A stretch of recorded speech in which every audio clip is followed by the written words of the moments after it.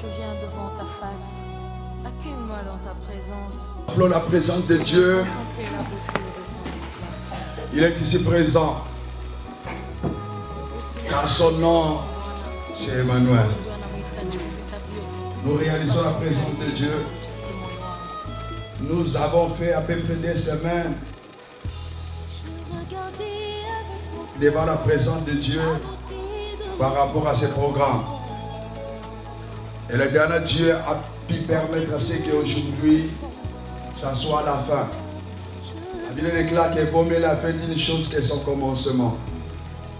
L'éternel qui a débuté avec nous, qui a commencé avec nous, il est là pour terminer avec nous ce programme. Bien-aimé, ce matin, l'éternel Dieu va te toucher. Ce matin, l'éternel Dieu va te guérir. Ce matin, je dirais que l'éternel Dieu va te délivrer. Lo sakara baba ya sakara. Lo manakara sakara baba. Bien, vous savez, en réalité, l'éternel Dieu savait que ma soeur, mon frère, tu allais venir ici présent dans ce qu'il. Il avait tout aplani pour ta délivrance. À cela, ne sois pas distrait. Sinon, tu vas louper ta délivrance. Éternel Dieu, je te bénis pour ce programme. Tu as opéré de grands miracles, Seigneur, pendant ces 2 semaines. Aujourd'hui, c'est la fin de ce service. Je t'en supplie, Saint-Esprit, glorifie le nom de Jésus-Christ encore ce matin. Que tout ce qui n'est pas de Dieu soit loin de nous au nom puissant de Jésus-Christ. Yahweh, nos bien-aimés qui ne sont pas encore en ce lieu, permets que le Seigneur allait arriver, qu'ils soient eux aussi connectés à ta présence. Au nom puissant de Jésus-Christ, que nous avons ainsi prié. Amen. On acclame très fort pour nous. Alléluia. Les chants que Dieu vous bénisse. Alléluia. Que Dieu soit loué. Prenez place, que Dieu vous bénisse. Comme je disais, par la grâce de Dieu, nous avons commencé un grand programme avec Jésus-Christ. Et c'est aujourd'hui la fin de ce programme. Alléluia. Je crois que l'éternel Dieu va encore te bénir. Dites Amen. Alléluia. Alléluia. Amen. Matthieu chapitre 21. Lève-toi pour honorer la parole de Dieu. Que Dieu soit loué. Alléluia. Matthieu chapitre 21.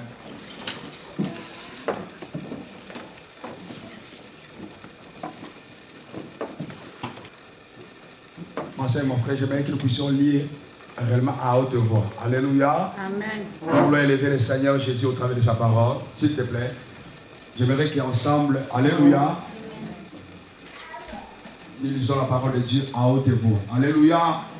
Pour la gloire de notre Dieu. Dites Amen. Amen. Matthieu chapitre 1er, à partir du premier verset jusqu'au verset 3. Lisons au nom puissant de Jésus-Christ. Lorsqu'ils approchèrent de Jérusalem et qu'ils furent arrivés à Bethphagée, vers la montagne des Oliviers, Jésus envoya des disciples demandèrent aux gens, allez au village qui est devant vous, vous trouverez aussitôt une ânesse attachée et un anneau avec elle.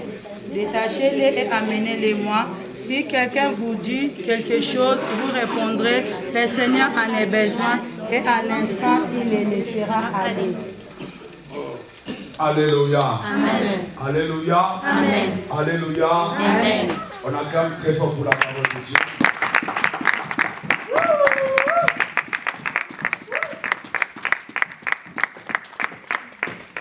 Éternel Dieu, je te bénis, Seigneur, pour ce bon message, Seigneur, de ce matin. À toi, c'est la gloire, Esprit de Dieu. Merci pour ta présence. Merci, merci, oh mon Dieu, pour tout ce que tu as plané pour ce matin. Au travers de ta parole, tu vas encore, Seigneur, nous faire du bien. Au nom puissant de Jésus-Christ, que nous avons prié. Amen. Prenez place, que Dieu vous bénisse. Alléluia. Notre thème pour ce matin, je crois que cela va encore nous apporter un plus. Alléluia. Nous allons parler de ta destinée est plus forte que tes liens. Dites Amen. Amen. Ta destinée est plus forte que tes liens. Alléluia. Amen. Ta destinée est tellement puissante, bien-aimé dans le Seigneur, que tes liens. Dites Amen. Amen. Nous avons défini les liens comme étant ce qui sert à attacher. Dites Amen. Amen. Alléluia. Amen. Alléluia. Amen. Pour vous qui êtes venus qu'aujourd'hui, nous parlons sur les liens maléfiques. Vous devez savoir que l'Éternel dit autant que nous sommes, chers bien-aimés, il délivre et il guérit. Dites Amen. Amen. Car le temps des miracles n'est pas encore passé. Et par la grâce de Dieu, au travers de ce service, l'Éternel Dieu nous avons orienté comment faire pour délier son peuple des liens maléfiques. Dites Amen. Amen. Nous avons commencé par définir, comme je vous ai dit, les liens, en réalité, c'est ce qui sert à attacher, d'après le dictionnaire. Mais du point de vue spirituel, nous avons dit ceci: le lien occulte est une force maléfique qui a pour but d'attacher l'homme avec quelque chose. Nous avons dit que les liens maléfiques, les liens occultes, c'est une force maléfique, c'est une force satanique qui sert à attacher une personne à une chose. Vous devez savoir que bien aimé, beaucoup de gens sont liés. Et lorsque nous parlons des liens, chers bien-aimés, nous faisons allusion à ce qui nous attache au monde des ténèbres, à ce qui nous attache au mauvais esprit. J'avais donné comme exemple les liens du célibat. Mutu oyo azala lien célibat, aza mutu oyo vie na ye eza attaché na molimo ya célibat. Alléluia.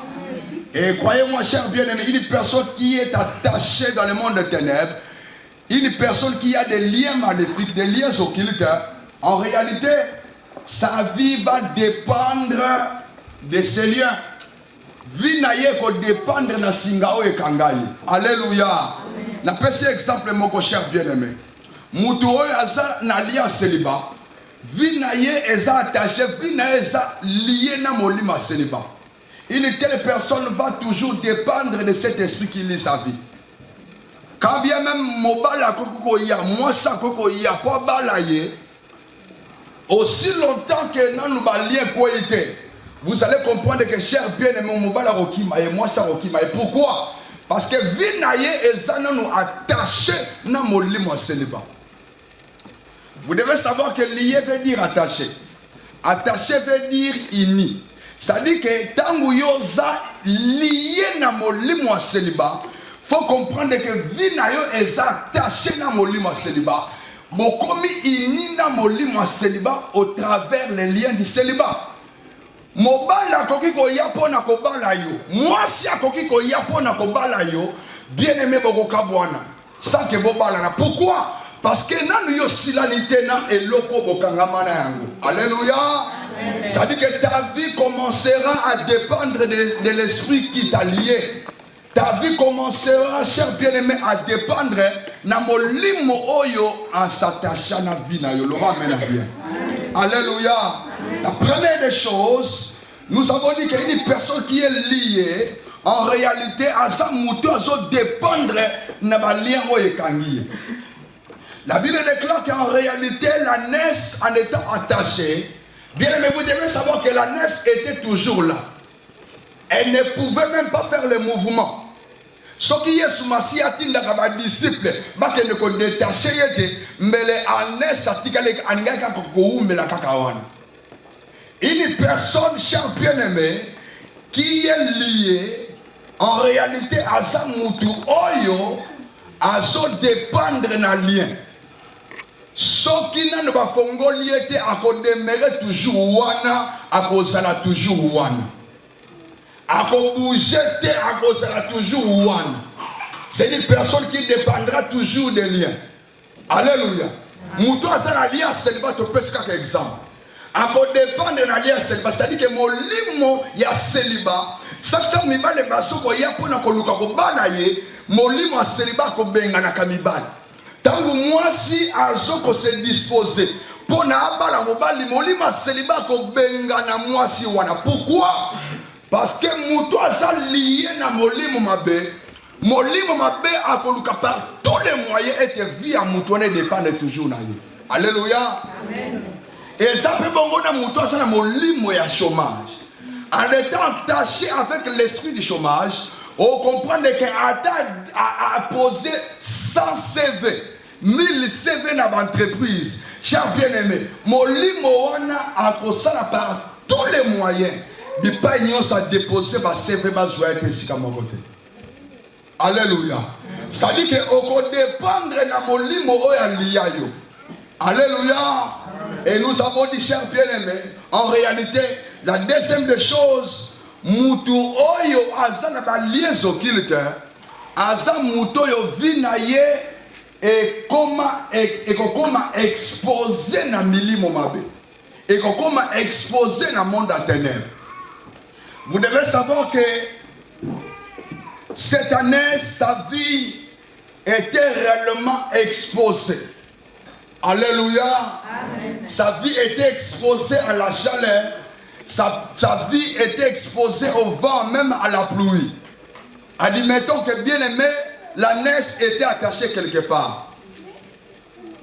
En fait, j'allais dire ceci. Lorsque nous parlons des liens, lorsque la Bible déclare que la neige a été réellement attachée, vous devez savoir que la neige était réellement en dehors de la maison. Alléluia. Amen. Il était attaché, c'est-à-dire lié quelque part. C'est-à-dire que Bakangaki na singa quelque part. La Bible n'est pas dit que Azalaki na katanda kutuna pièce moko. Non. La Bible nous dit que la neige était attachée. En quelque sorte, la neige Azalaki libanda Bakangaki soit il est loko moko soit dans zete. En réalité, cela prouve que la neige était réellement exposée. Ce qui moye bimi et banaki aussi la likola nzoto na ye. Ce qui moule beti et bandaki aussi la likolo le pe likola mwana na ye.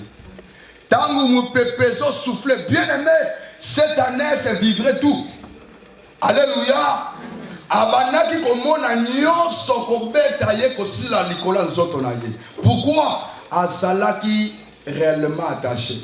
Comme étant attaché dehors, akokaki jamais kobomba na mbula. Akokaki jamais kobomba na moyi. Sa vie était réellement exposée à la chaleur. Sa vie était exposée au vent. Peu importe. Oyo nyonso ebanaki koleka libanda, cette année en réalité en bénéficié. Batu mingi lelo oyo bazo bondela, mais bazo kuta na ba réalité moko de foi et ce ko étouffé foi na bango. Bien aimé, aujourd'hui l'Éternel Dieu va te faire du bien. Dites amen. Amen. Mouton vinaye ezali réellement attaché dans le monde à ténèbres. En réalité, la deuxième des choses, à vivre au Tobengi l'exposition. Ça dit que sa vie, sa destinée sera réellement exposée. À qui qu'on soit décision bonne de là, pour être finir kingo na butute. Mais tant qu'on là, toujours va finir kingo na butu. Pourquoi? Parce que vie n'est attachée na ba démon, est attachée na milimo mabe. Admettons que moi et ma femme, en réalité, par exemple, moi et ma femme, nous sommes liés par les liens du mariage. Nous sommes attachés. Alléluia. Hier, Azan a droit à la vie, Azan a droit à la vie. Une personne qui est attachée dans le monde des ténèbres, à comprendre que le monde des ténèbres est un accès facile à la vie.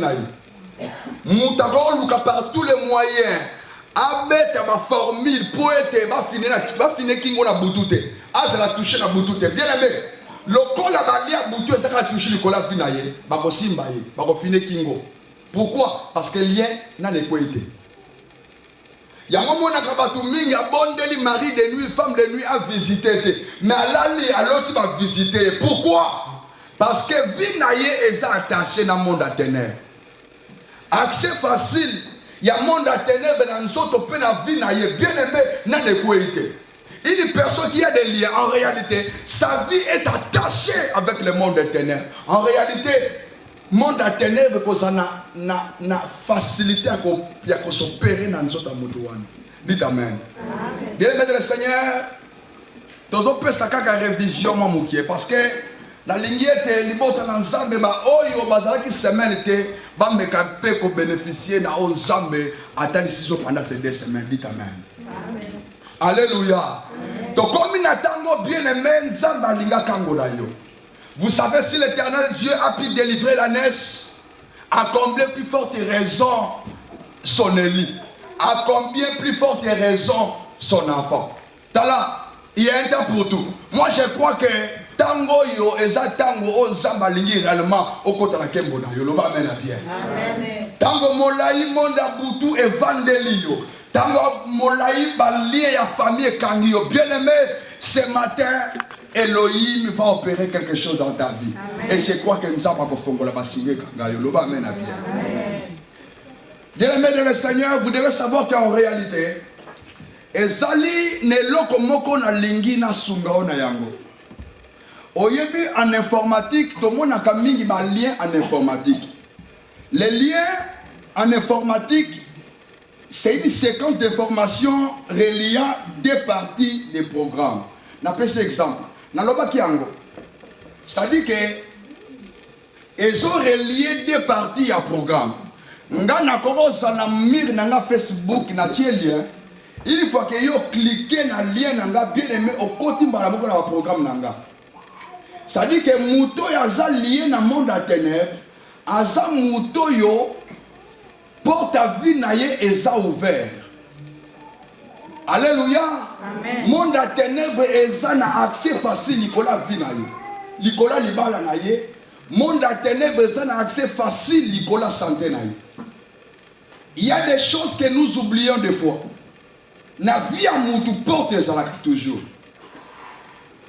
Ngai na koko sala na ba code belé ba mot de passe belé mais il faut que nga na projecter lien nanga muta ko sala besoin ko senga nga code te pour kota na programme nanga il faut que cliquer lien on nga na présenter liboso bien aimé azana besoin ba mot de passe te azana facilité il y a ko se retrouver dans le programme nanga mingi. Pourquoi? Parce que nga mokonde mutu na présenter lien.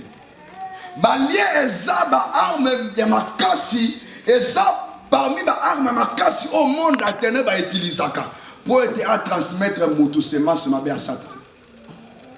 Ba tu mingi bazana semence à sorcellerie au travers kaka ba lien. Tant que bon de la bien aimé de le Seigneur mingi ba comprendre rater lien na kisini.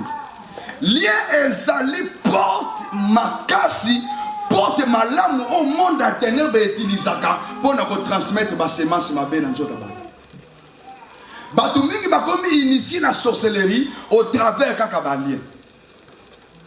Bien aimé, oyebi soki deux pays bazali réellement na ba lien ya collaboration. On comprend que bazali a droit ya kotinda ambassadeur na bango ambassadeur tanga voya cher bien aimé akoluka par tous les moyens influencer mboka wana basimba ete selo ba loi na bango tala tango ambassadeur aye na mboka moko ako respecter ba loi ya mboka pe akomema façon ya mboka na bango na mboka wana lien maléfique tango eza na nzoto na yo ezo faciliter monde à ténèbres et injecter ba mauvaise semence na nzoto monde. Yango monaka mingi mutu alali azolota mingi azokende mais pas azokende azokomate. Bien aimé de le Seigneur, cela montre qu'en réalité monde à ténèbres bimisaka yo mais pas okenda koyebaka te. C'est massa sorcellerie concept eza na nzoto na yo. Bien aimé, au travers ba lien monde à ténèbres ekoki ko bebisa mutu na kindoki ekoki ko tia semence à Satan.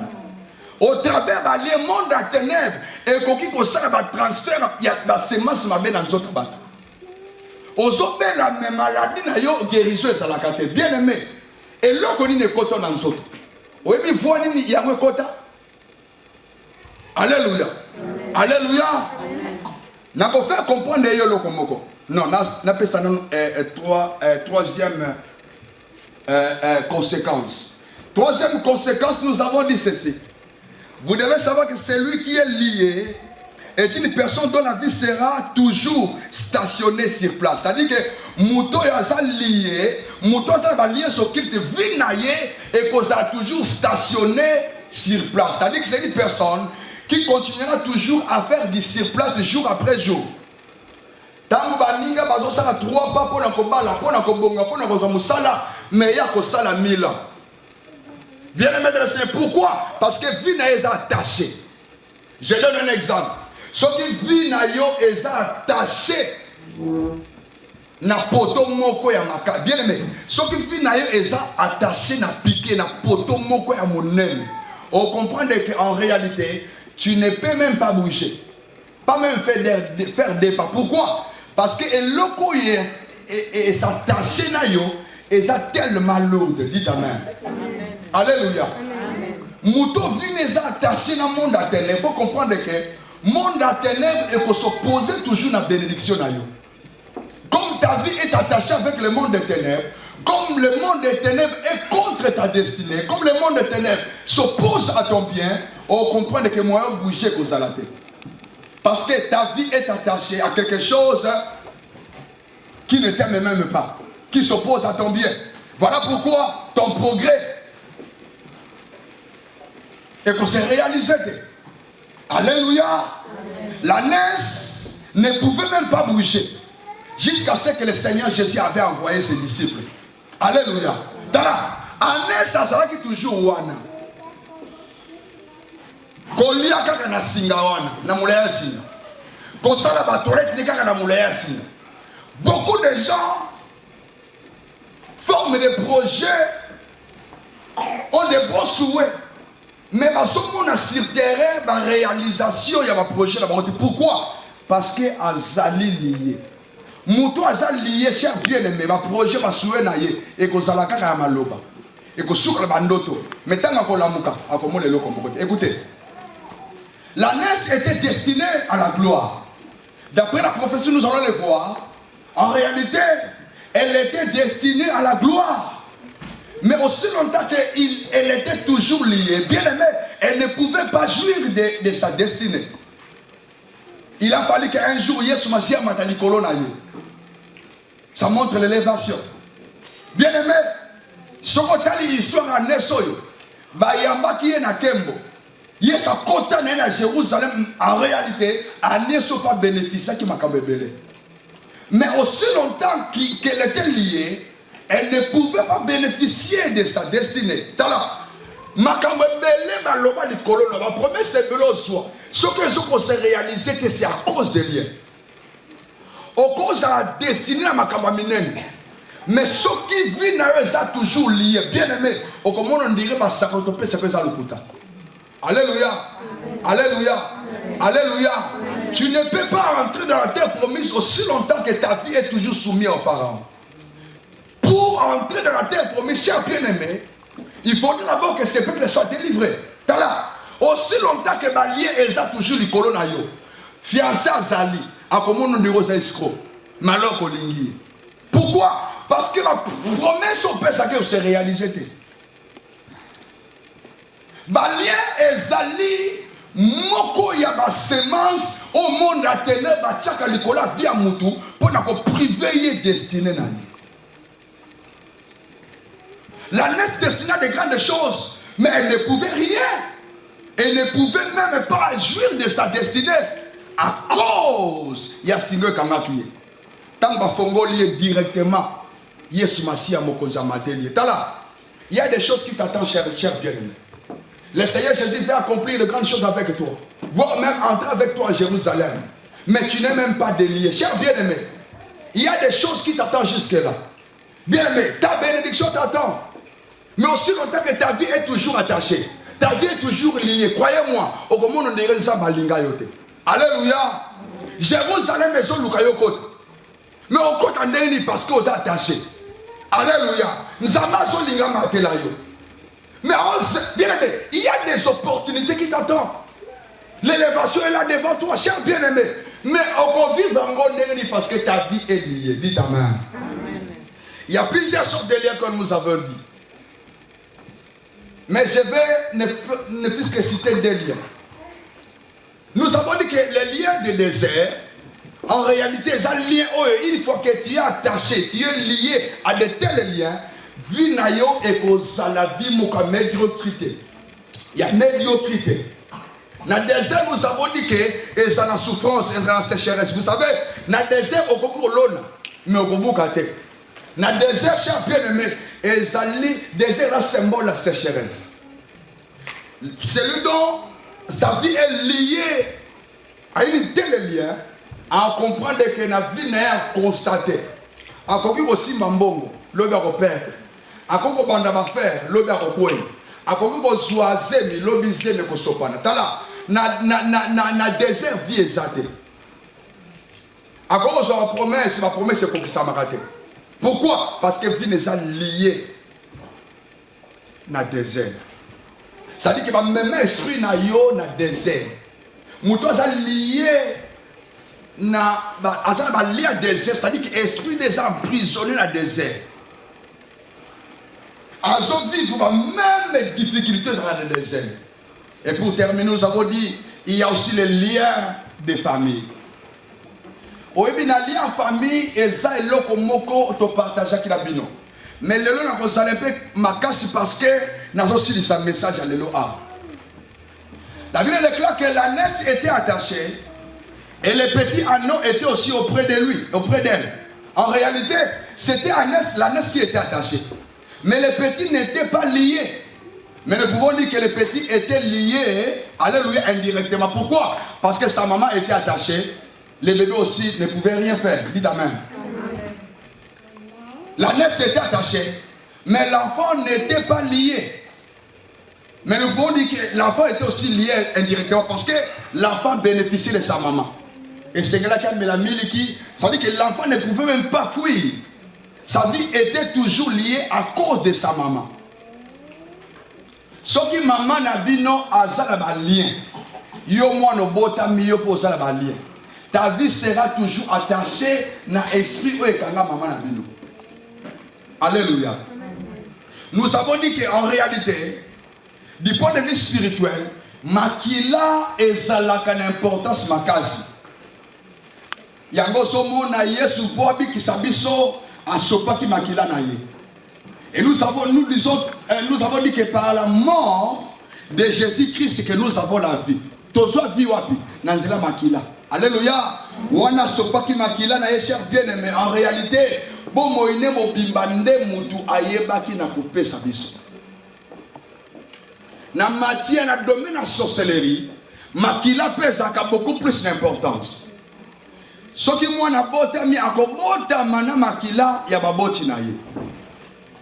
Ce qui va sali examen comprendre que wana za papa na yo.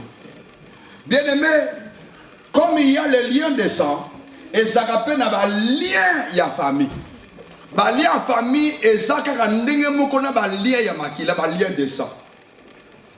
Soki papa na bino azalaki na lien ya kindoki ete na vie na ye cher bien-aimé papa na bino azalaki mutu oyo ya basi ebele polygame soko briser ba lien polygamité oko se retrouver que yo pe oko sala problème wana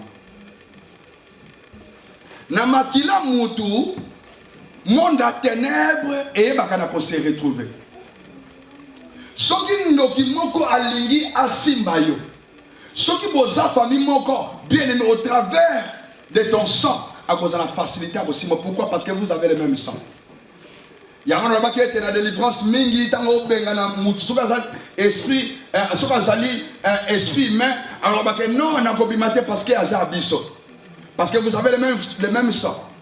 Mais soki ndoki azali ya libanda avant compte la vie à Moutou, à Sala Moutou Mabé, à Koluka code d'accès au travers ndoki moka famille nabino. Pourquoi? Parce que bosa makila moko. Vous devez comprendre que ma lien à famille bien aimé de le Seigneur et ça va lien moko faut qu'on combattre ma casse. Et ça va lien oyo et bandi ko bundisa yo kala ava yo botama au travers de tes parents. Ça dit que si et gumbaka papa nabino na maman nabino et si il y a un bateau, papa na maman na bino. Ça dit que ça va lien oyo et banda ko bundisa ko réclamer avant yo botama. Alléluia. Dans le botami nango pourquoi? Parce que au botami na papa o ba liaka na esprit wana. Nous avons donné un exemple que les liens de famille et ça le col à moi na azana libuma maman na. Aussi longtemps que moi na na bimité. Au coup de formuler ma projet belé likolo na ye bien aimé de le Seigneur. Aussi longtemps que nous avons botamité ma projet ne vous a ni pour moi na. Et c'est que moi na botama. Alléluia. Encore la botte à jour dans la promesse au Pessaï. Dans Jérémie chapitre 1er, Nzamba a Jérémie. Jérémie, c'est le moment de me servir. Jérémie a dit non, je suis encore je suis encore jeune. Nzamba a dit non, encore servir Ngai. Parce que Bandaki Awate, depuis que tu étais encore dans le ventre de ta maman, je t'avais déjà consacré. Alléluia. Amen. Je t'avais déjà consacré. Ça dit que Nzambe appelle ça qui Jérémie ma promesse. Wana Zalaki n'a dit ma maman na ye. Jérémie a Zalaki déjà affecté. Mais il ne pouvait pas exercer son ministère dans les ventres. Il a fallu naître et grandir, devenir jeune. Bon, on a bana musala, l'oba amène à bien. Mutu oyo aza lié na bali à famille. Aza mutu oyo bien aimé, aza toujours pour dépendre na esprit kanga maman na bami. Aussi longtemps que nana brisé, il était bien aimé. Mutu wana et que ça n'a pas si mine pas vivre oyo aza comme bilaka. Vous devez savoir que pour moi na botama et c'est beaucoup plus c'est pour 4 cordons.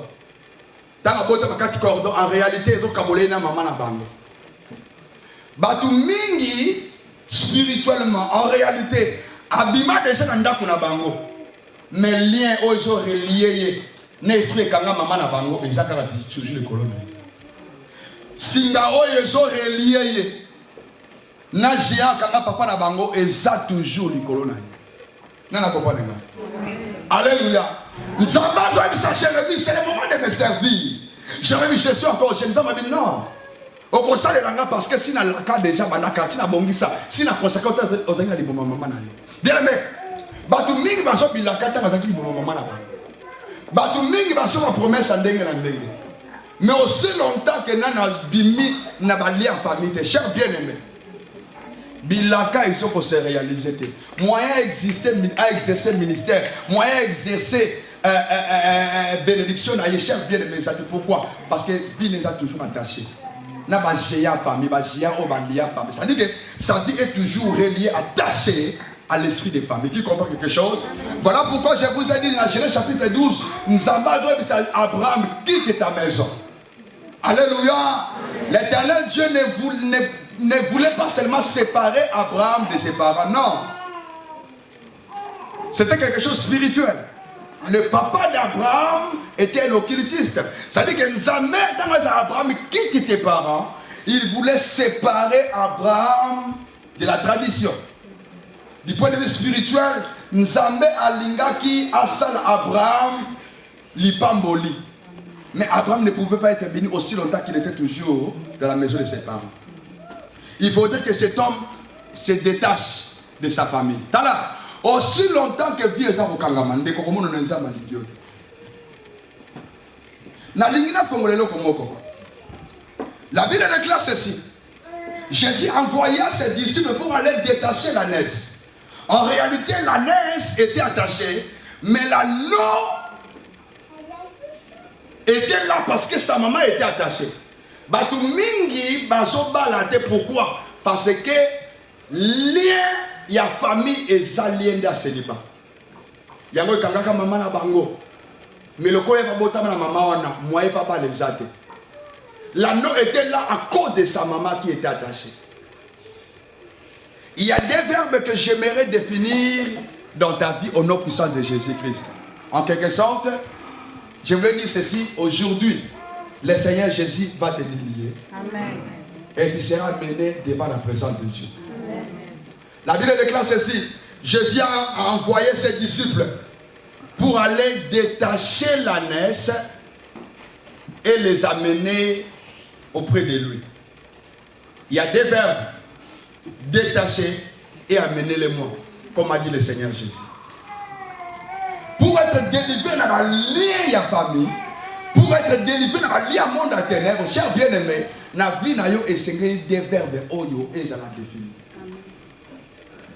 Et là, quand il faut comprendre le comoko. Tant qu'on parler sur ma lien, on fait allusion, la vie n'a eu et attaché na molimo oyo et ce que se poser na vie na lui. Cette année, sa vie était réellement attachée. Ne loko moko oyo et quelqu'un qui jamais côté qu'elle a ta taille au pambola.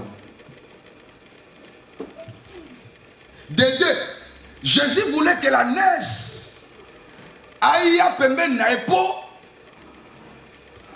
C'était quelqu'un qui pouvait faire du bien pour que la naisse soit réellement dans la joie. Dites Amen.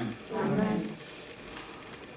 Ces deux verbes, mes chers bien-aimés, en réalité, nous voulons que cela t'apporte quelque chose de bien ce matin. Dites Amen.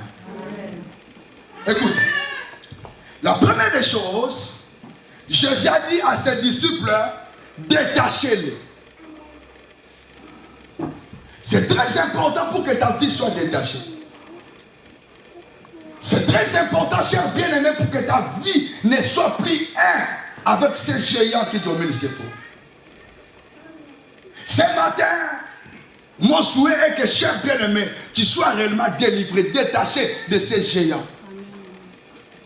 Aussi longtemps qu'Agnès qui est attaché, il ne pouvait rien faire dans sa vie.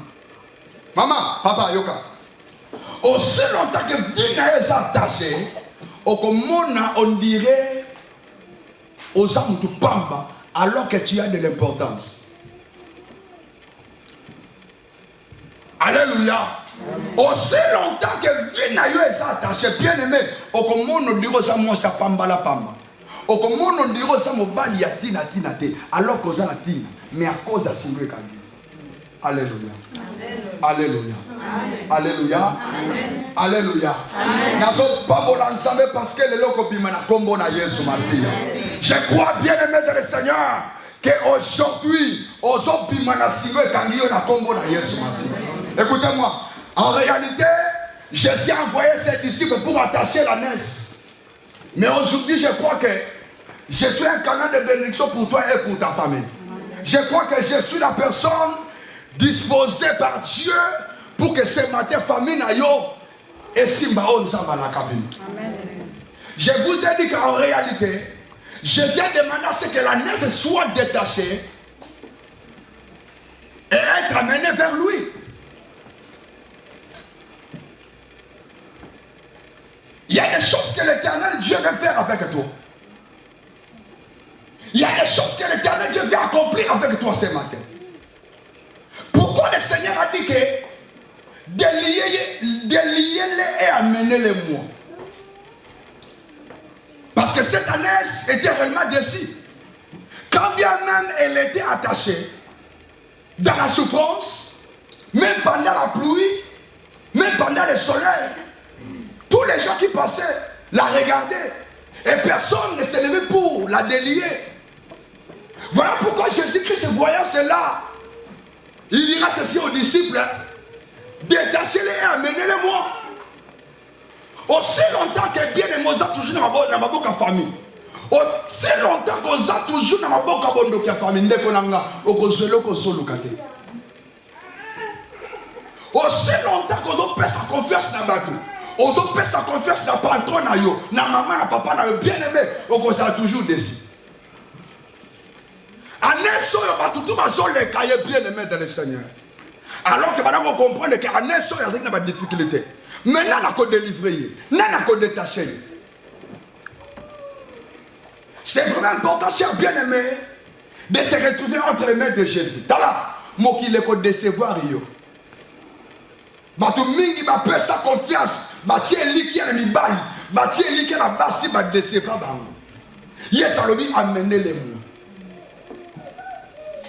Sur le parcours, il y a un cher bien-aimé, avant contre la Jérusalem, on comprend que Azalaki a un moko destiné à ma caramine. Aussi longtemps qu'on a toujours un bon cabondo qui a fallu bien-aimé dans le Seigneur, au comment on a tout ensemble à la caille. Lisez la parole de Dieu. La Bible déclare que cela arriva pour l'accomplissement de ce que les prophètes a prophétisé. En réalité, la délivrance de l'ânesse, la libération de l'ânesse a été déjà prophétisée. Batu mingi bazo bilaka. Mais oko qui s'amate pourquoi? Parce que osa toujours na maboko bando ki famille. Oko kota Jérusalem était aussi longtemps que nan on s'est retrouvé dans la présence en Zambé. Alléluia. Alléluia. Gloire soit rendue à Dieu. Aujourd'hui, en réalité, l'éternel Dieu va te faire du bien. Dites amen. La Bible déclare qu'il est le même hier, aujourd'hui et éternellement. De même que l'éternel délivra Israël pour le faire entrer à la terre promise. De même que Nzamba dinga sala lopo na vina, loba mena bien. Obima poto kota na destinée na loba mena bien. Détachez-les et amenez-les-moi. La Bible déclare que mes disciples va détacher. Ba memie pas na Yesu Masia. Yesu Masia a côté na ye na Jérusalem. C'est ça qui est important, chers bien-aimés. Entrer en Jérusalem.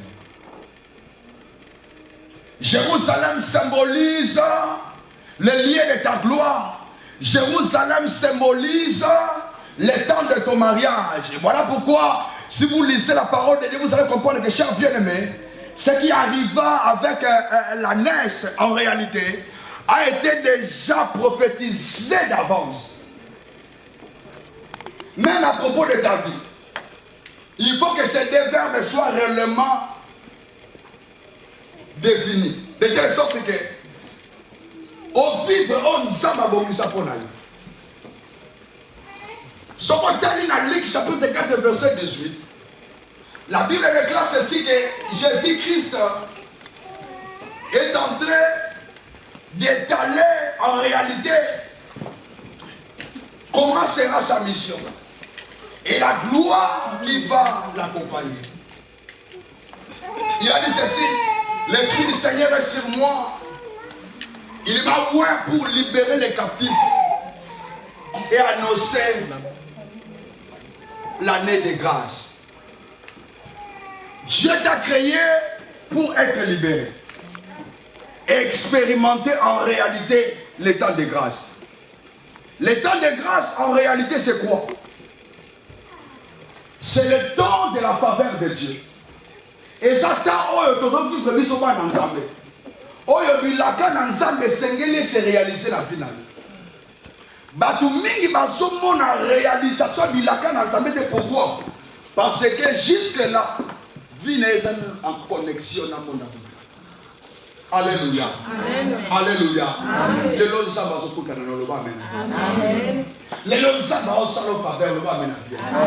L'Éternel Dieu m'a disposé pour ton bien, cher bien-aimé. J'aimerais te dire que par la grâce de Dieu, Yahweh permet à ce qu'au travers de ces paroles, cher bien-aimé, tu sois réellement affecté. Dis amen.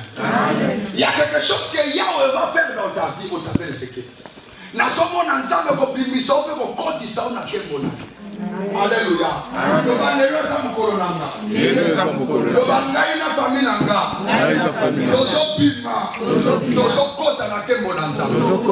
Alléluia. Je parle à une personne, je parle à toi mon frère, ma soeur.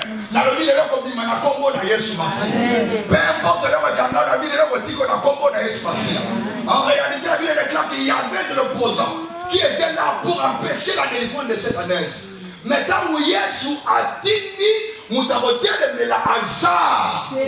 savez bien le maître du Seigneur, cette ânesse était toujours obligée, Yakobima n'a lien, puis Yakokota n'a Jérusalem. Pourquoi? Parce que les Camerounais comme qui n'a pas beaucoup d'anza. Amen. Dossier n'a pas comme qui n'a pas beaucoup d'anza, Nazo pango nanzambe parce que yende turoyo a télé pour l'avocat qui Camerounais. Amen. La Bible déclare que mon Dieu s'élèvera toujours le dernier. Tala, batu mingi vient qui exposé na passi parce que Nzambe n'a loba kité. Imaginez bien les maîtres du Seigneur, ce qui s'est passé à l'époque de Pierre. Pierre était là, il péchait pendant toute la nuit, à jouer l'eau comme mon côté. Mais tant que Jésus m'a dit, ah, c'est comme ça là, alléluia. La Bible déclare que cet homme Pierre a péché de telle sorte que, azui bambisi ya koleka oyo asatandaki na yango loba amena bien nazopambola nzambe parceke na ntongo lelo lipamboli oyo kozwa eleki oyo osatandaki na yango mpo na ane oyo ane oyo obongisaki obala me nazomona kaka libala te me nazomona na libala na appartement sika na mosala sika parceke nzambe nde moto asimbi oyo ayoloba amena bien. La naisse était là, bien aimée de le Seigneur. Mais tant que Yesu alobaki, boke no kofongola epe bo memelanga bien aimé, anesse afongomaki, pe akotaki na Jérusalem. Loba amena bien. Loba Yahweh. Loba pe ponanga. Yoka bien aimé de le Seigneur. À propos de toi l'Éternel Dieu a dit ceci. Yo le loso bimana kombo na Yesu. Puis on se compte à Jérusalem au nom puissant de Jésus-Christ. Il a fallu que Nzamba loba pour éterner sa bima. Alléluia. Quand bien même il y avait l'opposition, quand bien même bien aimé il y avait des gens qui étaient derrière la naisse pour intercaler son temps de bénédiction. Mais dans Nzamba tindaki. Alléluia. Bazanga qui m'a cassé au télé la naisse. Loba mène bien. Il est écrit dans le livre d'Esaïe, j'agirai qui s'y opposera. Nazoa bisa mutumoko. Tout est comme tout Nzambe a agi. Amen. Alléluia. Autrefois, on agit ça qui est moko na makasi na yo. Autrefois, on salaki mais le collègue na makasi na yo. Bondo qui a famille et télémelaki yo. Alléluia. Tala. Tangu Nzambe a pris décision. Pendant que Kangola Anes Oyo, bien aimé. Quand bien même il y avait l'opposition, mais l'opposition est ça qui n'est et quoi qui alléluia. Dans la tourna Jéricho, ils sont là. Et ça va tout nous télé la kabangote. Les enfants de Dieu en réalité, nous sommes bimisi bango pour ma contre la terre promise. Alors que ça qui dans la bango, alors que nous amène mouton promettant qui bango, bien peu importe l'opposition qui s'est affichée ces jours-là. En réalité, l'opposition était écoulée. Pourquoi? Parce que nous avons mené Moutalo. Moïse a mis na makasi na ye à kokate. Tala, Moïse a qui m'a kené na pays de Madia. Pourquoi? Parce que ce qui nous a dans l'obité, au kosa dans la makasi au kokate. Alléluia. Moïse a meka kokate. Maintenant nous avons quitté avec ngai na lobi. Babima. Alléluia. Babima kate. Bakota kakanate. Yokana memela yo sankomala mon bien-aimé. Tangu nzamba lobaka. Ezala yo Jéricho telemelinga na lekate na kole. Ela ezala yo Pharaon. Olobina lekate nzama ko mettre première plaie, deuxième plaie. Avant de comme la 10e plaie au collègue. Bon temps nzama ko mettre di botu ya 10e plaie. Alléluia. Ezala Pharaon ndoki Satana en personne akofona loboka kotika. Na sosena nzama ko kisaoya.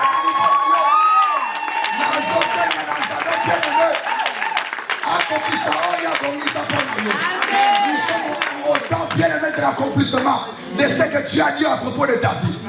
Vous savez, cher bien-aimé, yes, on s'est le corps à Yonangate. Yes, Anzambe. Dans l'obaka, à l'obi, l'oba, anafongwani. Parce que Nzamba l'obi. L'oba, anakoti, Jérusalem. Parce que Nzambe n'a l'obi. Nazoye bisa mutumoko esa mukolo na yo. Singani ya célibé zotika yo lelo. Amen. Baloba ke yo na mobala buto ko bala ni na buto pour toujours.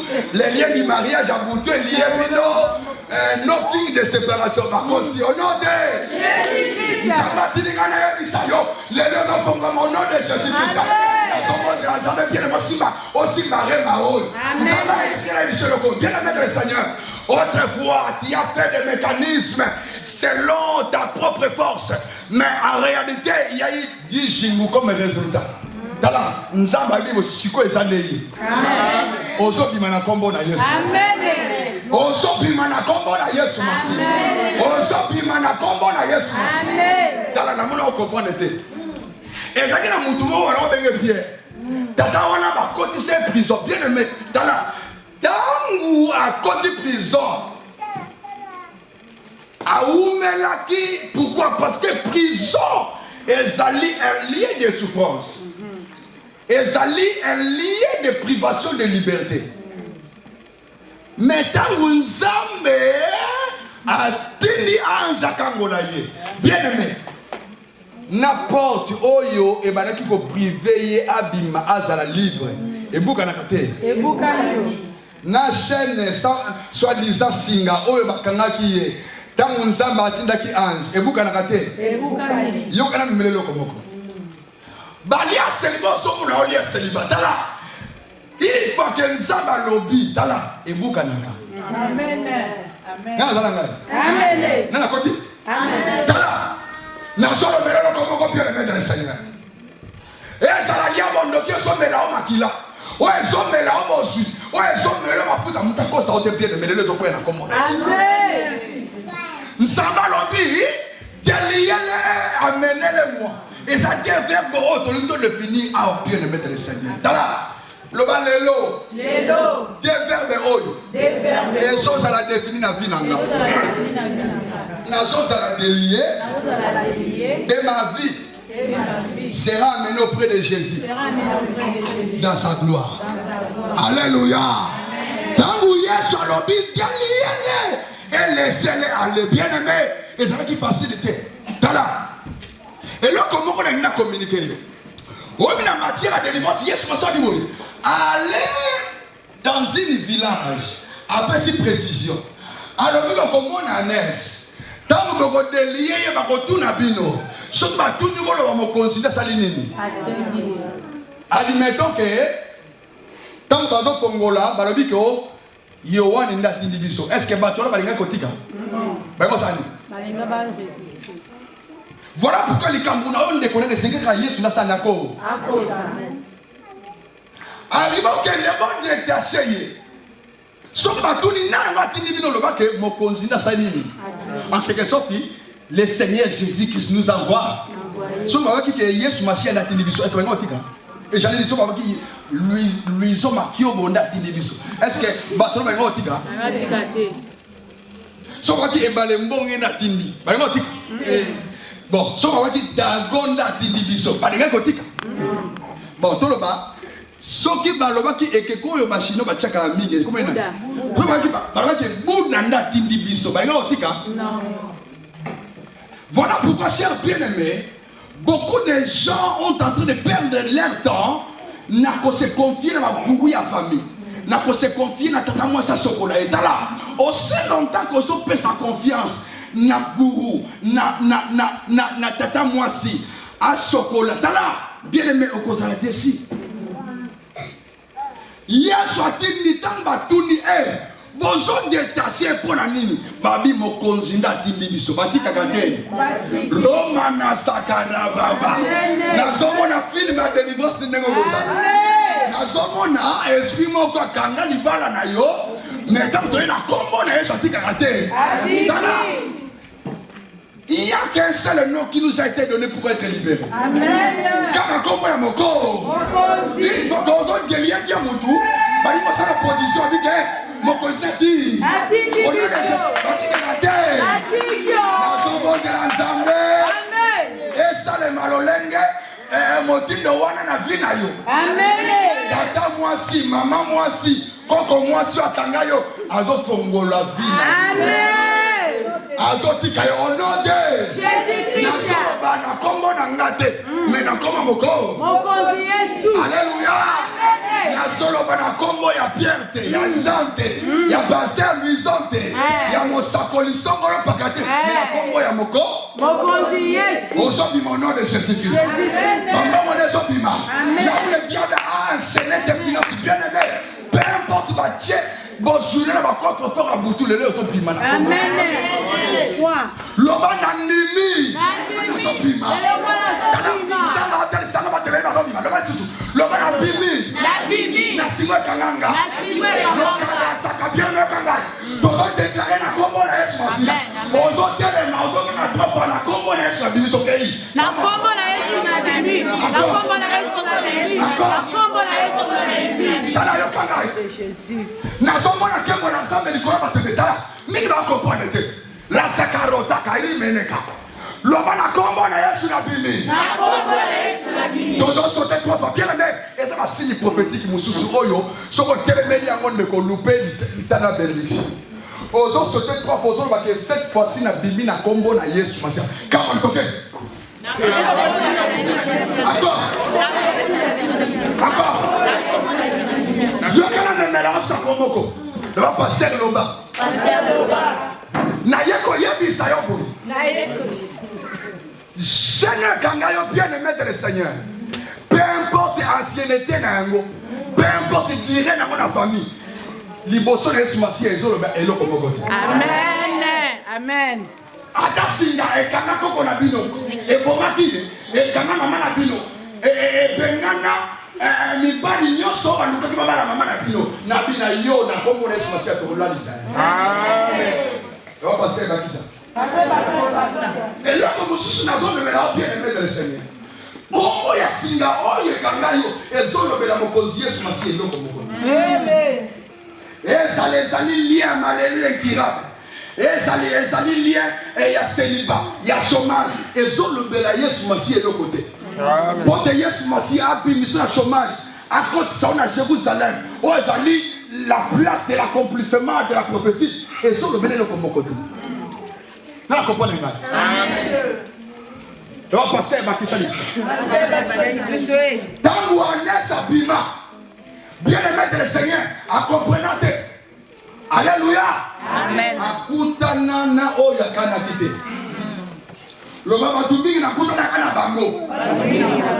Bamene la kinge loko mokote. Yo ka bien aimé de le Seigneur.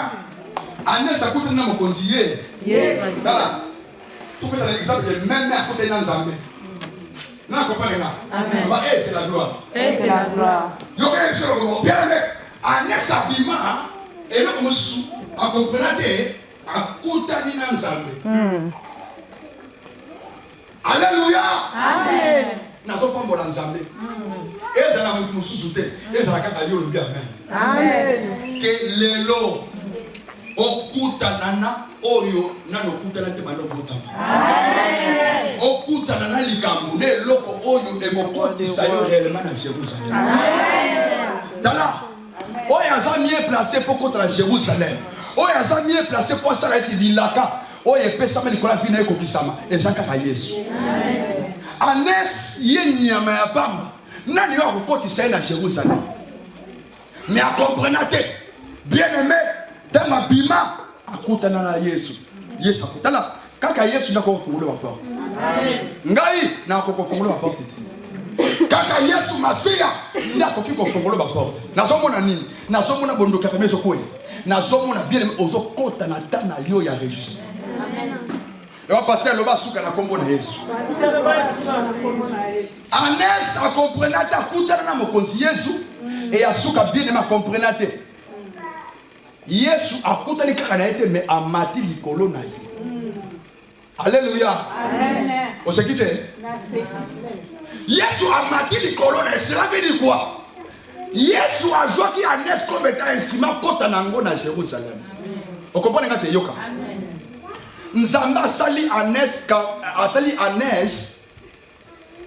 canal ya accomplissement et bilaka na ye. Nzambe asali Anes canal ya accomplissement bilakane. Vous comprenez que c'est? Amen. Et ça va tout mingi na lo samba lelo. Akoso li pamboli oyo ekosunga famille na bango ba sepela na nzali pamboli za ba pesa. Yonde muto ko futula ba Minerva na Kinshasa. Amen. Na ko comprenez que c'est? Amen. Yonde muto ko soutenir bande ko ba ko ba na Kinshasa. Amen. Anes a comme un canal ya nzambe ko kota na Jérusalem accomplir mission na lui.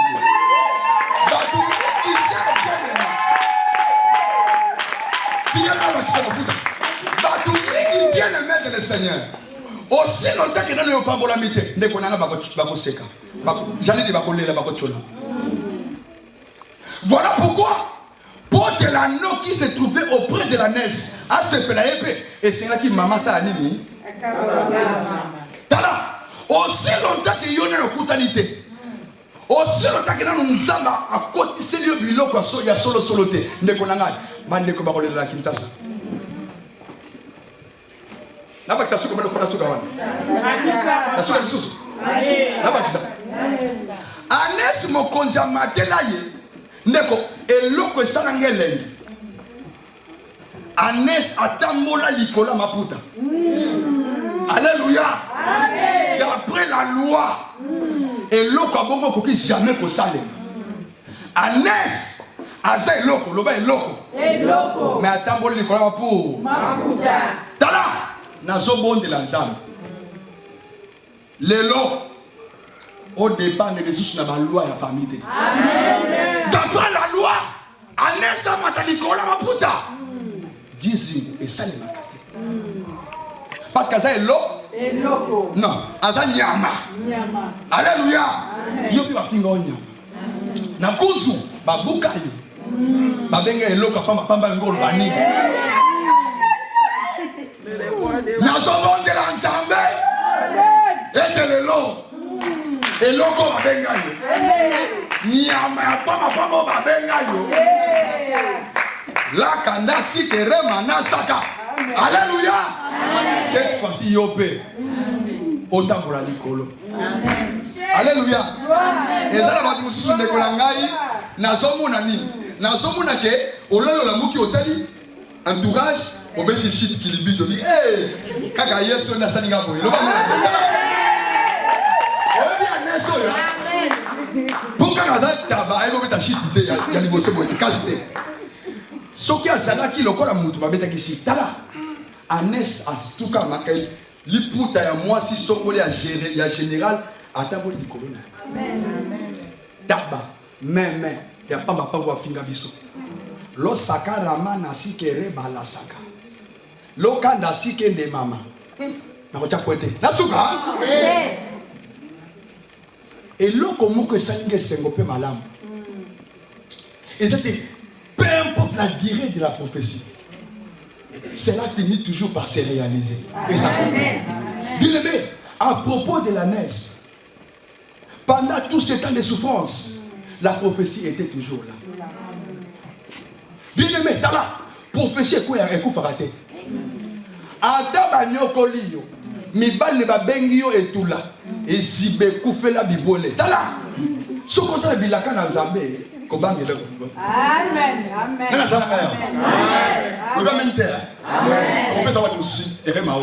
Amen. Anes Oyo, la Bible déclare que cela c'est fait pour l'accomplissement de ce que les prophètes ont prophétisé. Batu mingi bazana bilaka katina bango. Mais Nangolo Nanzambe, Anes Oya comprena kate. Que wane zaki mukolo na ye ya compressement bilaka. Na yako ya bisayo, anewe kolekate. Nzamba zo simbisa oyo alaka yo na ko. Ezala mobali no tiki na ndako. Ezala bana na koti sili sakoli kati na yo. Elanda bana pe mobali pe mwasi. Yo kanga yo. Abi boy. Ane oyo eza ane na yo. Eza ane ekolekate. Sako mona bato ba lova ka mobali no kite tala ba kokufa. Moi tala webi nazana tout yoka. Na obeta prière makasi olopa mbola. Yoka na tshilo mo. Amen. Do passer le bon bomu na motema. Et loko moko na koyebisa yo. Un homme de Dieu c'est un instrument très dangereux. Oyo kolingate aye baba pasi na yo. Parce que akobonde la nzambe po yo biko pambola. Siko soki derrière parce que ezana mutu moko nde atelemela bien le maître du Seigneur et qu'on risque kufa mutu wana. Amen.